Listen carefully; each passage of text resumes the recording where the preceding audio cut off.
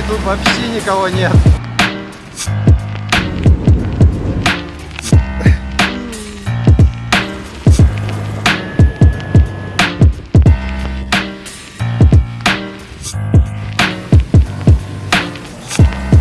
Офигеть.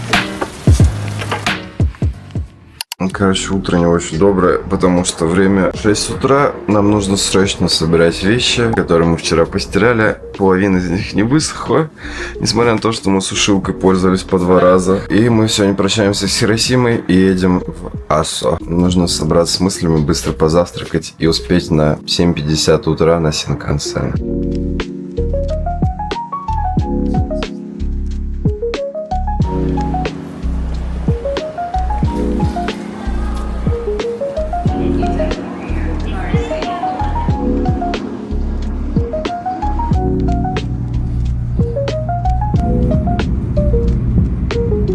Приехали в Кумамото, купили билет на Limited Express. Он прям в разы быстрее должен доехать. Короче, стоим на станции и ждем его. Казалось, что это какой-то другой Limited Express, и наши билеты к нему не подходят. Сейчас пытаемся понять, что делать дальше. По Google картам этот поезд должен быть нашим, но по факту мы на него сесть не можем. Теперь вот стоим и думаем, как доехать до Аса.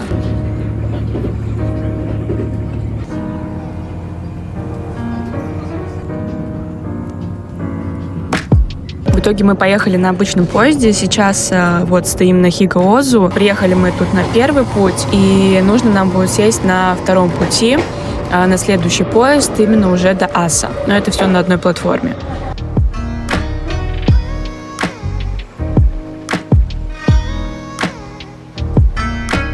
Обожаю, когда ничего не понятно, потому что мы сейчас доехали до станции Татена и едем обратно. Видимо, менять пути, потому что Татена находится немножко в другой стороне от Аса, но надеюсь, что так.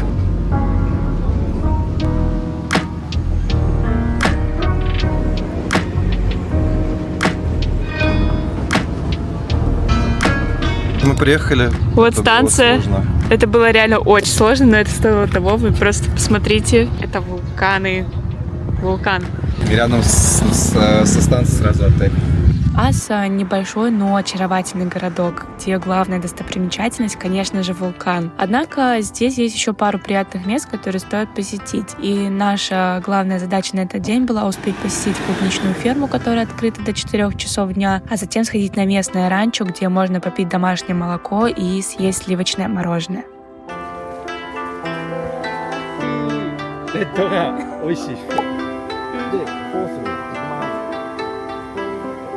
На этой ферме 6 сортов клубники, и на каждой грядке есть табличка, где написано, какой это сорт и какой вкус имеет эта клубника.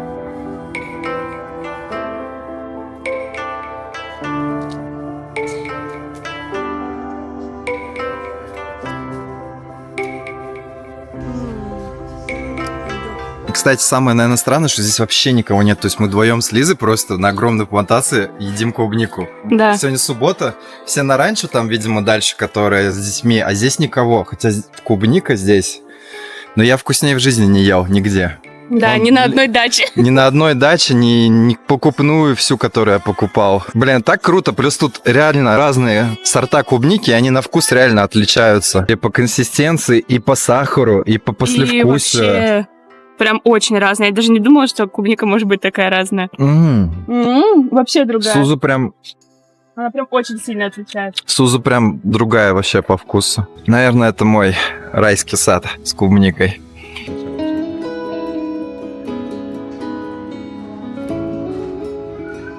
Пришли на небольшую ферму, точнее ранчо, заплатили 100 йен за каждого, по-моему, и теперь можем ходить тут гулять.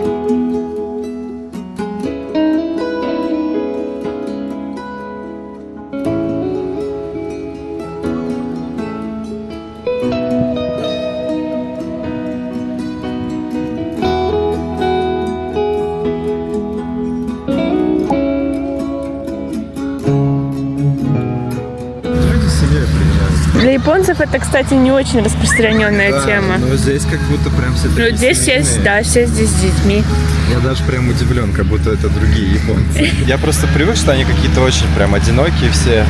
Как будто ни у кого не то, что детей, даже пары, нету. Да, то, что они все поодиночке где-то ходят, по барам сидят.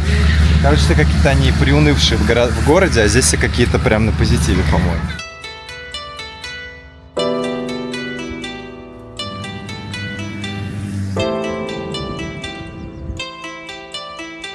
Да, тут реально гуляешь по какому-то аниме. Мне первое, что приходит в голову, мой самый-самый любимый мультфильм Тоторо, потому что, потому что тут вот поля, и вот тут вот такой вот темный лес. И он прям весь кишит какими-то птичками, животными. Для человека, который обожает природу, который обожает Хаяо Миядзаки, это просто, не знаю, это просто балдеж балдежный.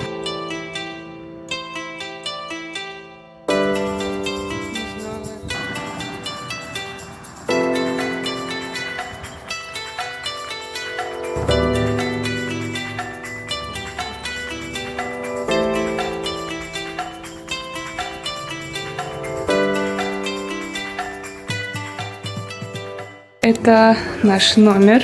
Вот тут туалет, тут ванна, тут умыться.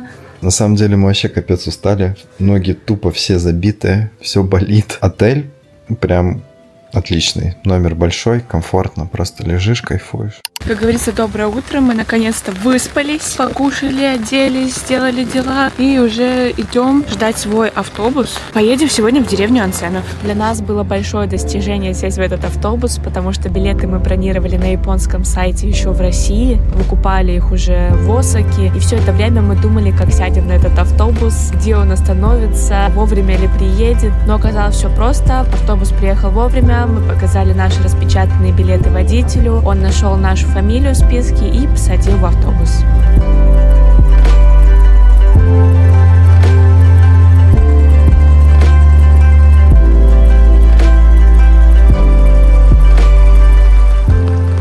Пришли мы в наш ансен, заплатили 2000 за двоих и плюс 600 за полотенчики. Вот. И вот он наш ансен. Вот тут можно помыться, нужно помыться. Вот тут у нас банька и вот такой вот вид.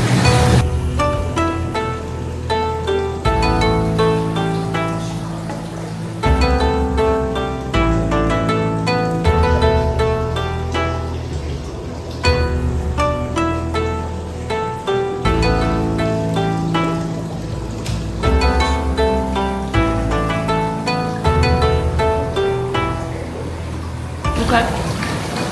Просто божественно. Божественно. В общем, вот тут заходишь, разуваешься, дверку закрываешь, переодеваешься здесь, берешь с собой полотенчики, которые, кстати, можно купить, заходишь в сам ансен, там моешься и заходишь уже в ванну. Принимаешь ее, можно помыться после нее, кто-то не моется, чтобы оставить полезные свойства ансена. Дальше тут как бы переодеваешься и уходишь. На все про все 50 минут, этого вполне себе достаточно. Мы напарились, еще у нас 10 минут осталось. И мы уже пошли в Мы уже, да. И в целом здесь жить можно так-то. Это рюкан. Да, да. Можно тут остановиться, но все эти рюканы не дешевые, и бронировать, скорее всего, придется через их сайты. Не у всех есть на Trip.com или там на Островке, короче, на русских каких-то ресурсах номера.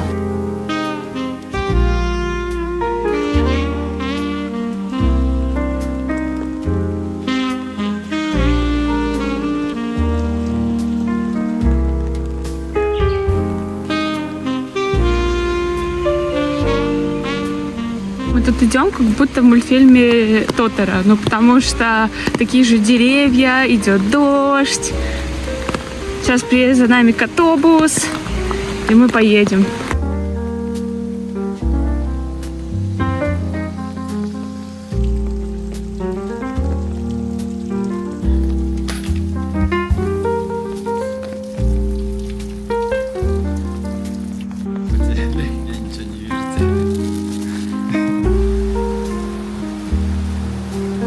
Обычное яйцо. Никакого вкуса нету, в смысле специфического. Ну, понятно. Да я тоже думал, что это просто яйцо будет.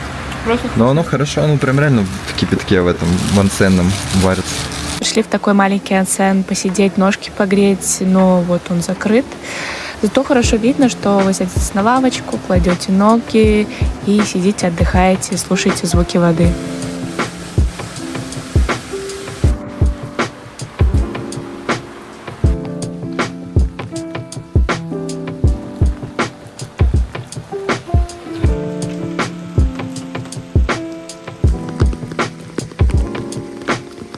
Вообще я хочу сказать насчет онсена в целом, что в онсены нельзя прийти татуированным. Можно только вот такие приватные бани, да, приватные комнатки, потому что тебя никто не видит. Но на самом деле, мне кажется, в принципе, прикольно брать такую отдельную ванну, онсен.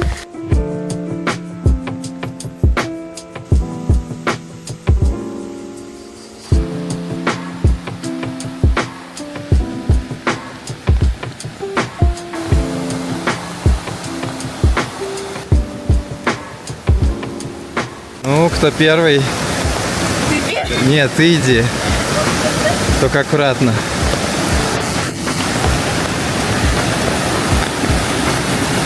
Офигеть. Вот он. Просто офигеть. И тут вообще никого нет. Вообще. Мы вдвоем просто. Потому что, мне кажется, никто даже не знает, что тут такое место есть красивое. Ну, в дождь тут особенно хорошо, потому что есть вода. Я не думаю, что так много воды в какой-нибудь жаркий, засушливый день. Поэтому нам повезло.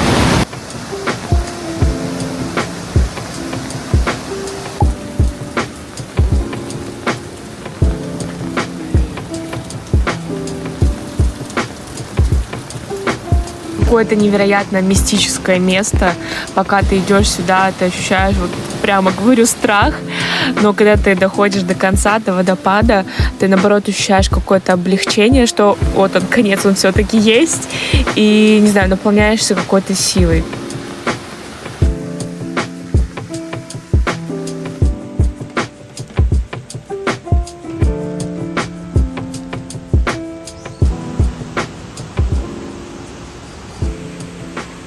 Пошли покушать в такой ресторан с таким вот видом.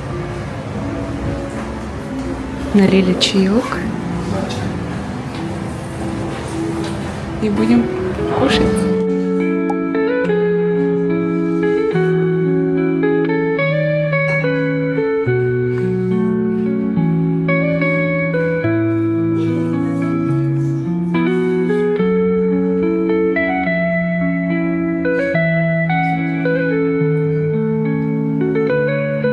После вкусного обеда мы решили прогуляться по самой деревне, зайти в магазинчики, посмотреть сувениры и купить какие-нибудь местные вкусняшки.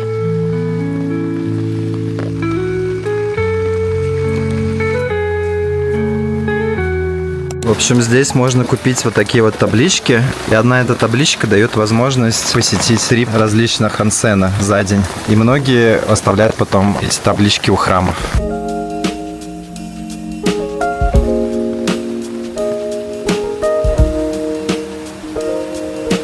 Прямо у входа-выхода из деревни у Икои-Рюкана есть такая вот ванночка для ног, где вы можете бесплатно посидеть и погреть свои ножки.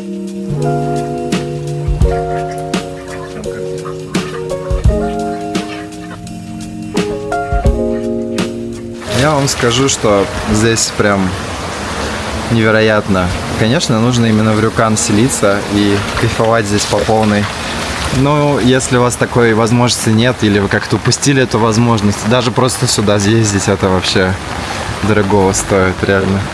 Мы сели на последний автобус, который отправляется в 16:25, и поехали уже в Аса. Отдельно хотелось бы отметить саму дорогу от Аса и обратно, потому что здесь такие, просто невероятные виды. И если бы не дождь, то было бы лучше видно горы и природу, которая сформировалась благодаря извержениям вулкана. Вышли, прогуляться. Нашли в Гугле единственное место, где можно поесть в такое время.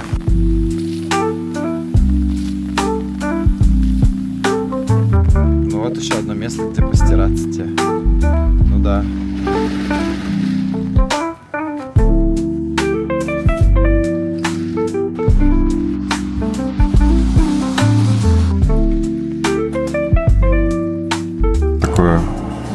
единственное место, которое работает. Похоже на придорожное кафе. Да? Где-нибудь в Тыре. Да где-нибудь в любом месте России. А еще тут вода какая-то. Да, вода какая-то особенная. Как будто прям из горячего источника. Ты можешь кажется уже просто. Нет, потом. Как будто источники немножко напоминают. Вода это. Ну да, да. Но в целом здесь миленько все равно. Столы прям такие липкие. Кухня в этом заведении была вкусная. Мясо, рис и закуски были идеально приготовлены. Но это не то место, куда хочется вернуться вновь. Доброе утро. Сегодня едем смотреть на вулкан. Вулкан Аса – один из крупнейших активных вулканов в мире с огромной кальдерой и несколькими активными кратерами. Добраться до него можно на станции Аса на автобусе. Но учтите, что лучше прийти заранее, чтобы успеть занять место в автобусе. По пути вас ждут впечатляющие виды, которые комментируются аудиогидом. Так что даже сама поездка – это уже экскурсия. Одно из самых дорогих развлечений здесь это посмотреть на кратер вулкана сверху. Короче, садишься на вертолет и поднимаешься, катаешься. Полет на вертолете к кратеру стоит от 8 до 12 тысяч йен за человека и длится меньше 10 минут. Иногда это единственный способ увидеть кратеры, так как территорию подножья часто закрывают из-за повышенной активности вулкана, как это было в день нашего визита. Поэтому желающих полетать было много, и нам пришлось ждать свой рейс больше часа. Пролететь над кратером было впечатляюще, но вопрос, стоит ли несколько минут полета таких денег и времени ожидания, остается открытым.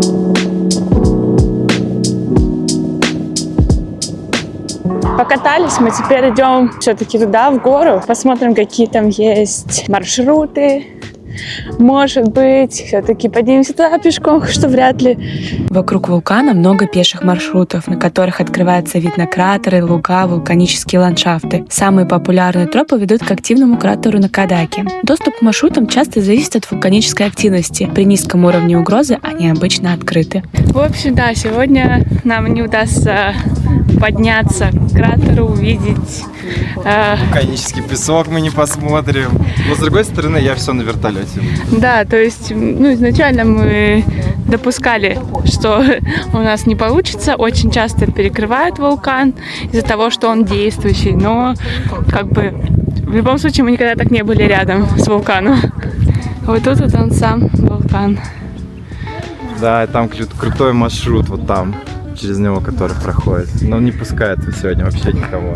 Ну, кстати, смотри, эти пошли дальше. Ребята, куда они пошли-то? Давай за ними последим. Если они там дальше пройдут далеко, то пойдем за ними тоже. Так, мы узнали у дяденьки охранника, куда можно идти, куда нельзя идти. Короче, на сам вулкан, естественно, нельзя. Но вот на вот эту тропинку крайнюю справа можно. Там тоже очень красиво. Да. Самый главный совет путешественникам – все всегда спрашивайте. Благодаря Google переводчику мы спросили у охранника пропускного пункта, куда пошли туристы. И он нам объяснил, что пеший маршрут до Накадаки доступный, и мы можем тоже туда подняться. Ну, добрались. Но тяжеловато. Прям поход мы сегодня не планировали. Получилось, что так. Вон, оттуда мы пришли. В принципе, нормальный подъем. Тут самое сложное – это вот этот участок. Очень рекомендуем трекинговую обувь, так как маршрут пролегает через горные вершины и лавовая плата, образованная старыми извержениями. Когда идешь, ощущаешь себя немножко в космосе. Застывшая лава имеет интересные формы, от гладких, как стекло, до грубых и пористых. Эти природные скульптуры служат напоминанием о силе вулкана и его разрушительных извержениях, которые создали этот мир. Офигительно здесь. Я просто вообще... Слов тоже нет. Одни эмоции. Кощунство приехать на вулкан и не подняться к нему. Понятно, что к самому кратеру мы не поднялись, но на близлежащие горы, пожалуйста. Сами кратеры закрыты, ну а что делать? Жизнь такая, не все удовольствия сразу. Есть повод вернуться еще раз сюда, а я бы вернулась. В общем, Аса — это просто обалдеть. Как красиво. Вот сейчас я точно могу сказать, что я ничего более красивого в жизни из природы не видел еще никогда. Вулкан Аса состоит из нескольких активных кратеров, наиболее известный из которых Накадаки, так как он является самым активным и регулярно выбрасывает пепел и газ. Извержение вулкана не редкость для данной местности. Так, например, в 2016 году на вулкане произошло взрывное извержение, ставшее первым такого масштаба с 1979 года. Оно вызвало значительное повреждение инфраструктуры в районе. Вот никакой вертолет, я вам честно скажу, не сравнится с вот такой пешей прогулкой. Я вот даже говорю, что лучше нафиг этот самолет. Да, просто этот вертолет. Ну, было интересно на самом деле прокатиться, но по факту намного интереснее пешком здесь гулять. Ну, кто не любит на вертолет, пожалуйста.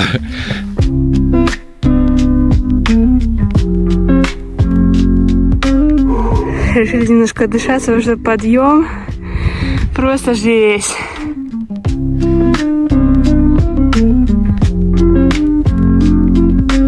Идем, значит. Фишка в том, что мы, конечно, поздновато сюда решили подняться. Все из-за вертолета.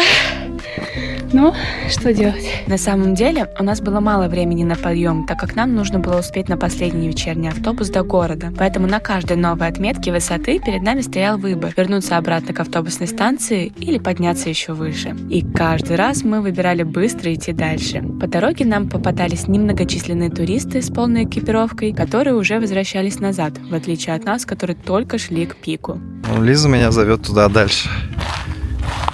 В эти космические просто места.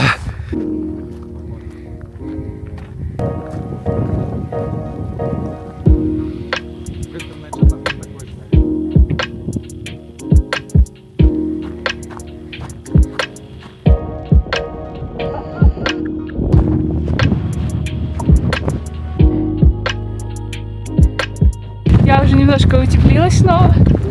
Уже ветрище тут, дай боже, дует. Добравшись до вершины, мы поняли, если мы будем возвращаться по той же дороге, по которой шли сюда, то не успеем на последний автобус. И придется идти до отеля еще около 20 километров. Увидев японских дедушек-туристов, которые идут дальше, мы подумали, что впереди есть более короткий путь к остановке. Тем более, что на карте Maps.me он был. Поэтому, воодушевившись, мы пошли дальше. Вот столько много мы прошли. Вот оттуда снизу. Так. Шик. Шик. И сюда.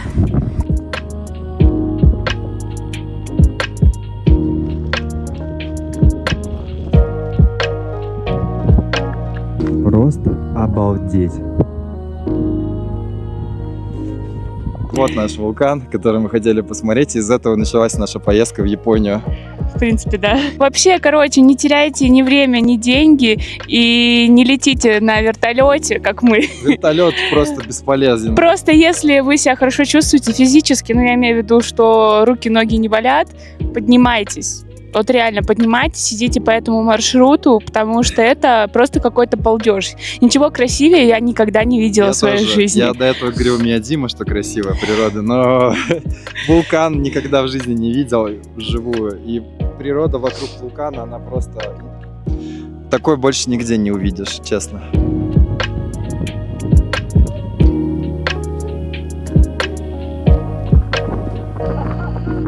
Тут везде, на самом деле, по дороге еще есть вот такие вот убежища, чтобы спрятаться, если какой-то выброс будет идти. Вот в такие вот убежища каменные. Вообще дорога очень прекрасная, очень живописная. Даже не знаю, что добавить. Виды просто обалденные. Чувствую себя на другой планете, на другой вселенной, не знаю. В какой-то момент мы потеряли дедулей из виду. И на очередной развилке не поняли, куда пошли они и куда нужно нам. В итоге мы доверились Maps.me и пошли по дороге, которая оказалась в зоне полного запрета из-за риска лавы, пепла и камней при извержении. Но об этом мы узнали в самом конце нашего пути, когда подошли к мосту рядом с автобусной станцией, на котором была табличка, что вход запрещен. Так что не делайте так, как мы, поднимайтесь до вершины и идите обратно к станции по тому же маршруту. Ну, мы пришли на нашу остановочку и ждем автобус и поедем домой. В итоге мы прошли более 8 километров и сильно устали, но остались невероятно довольны нашим случайным и опасным мини-походом.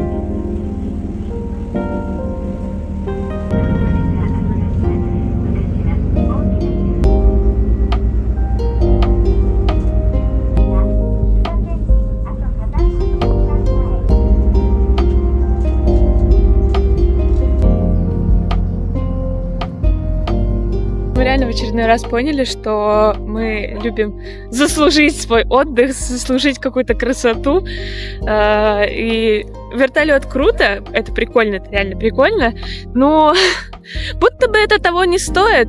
Автобус тоже до кратеров. Прикольно, по идее, но ты такой вид, как пешком, когда идешь, скорее всего, не застанешь. Да, ну, то есть вот нужно прямо взять и подняться, я бы сказала.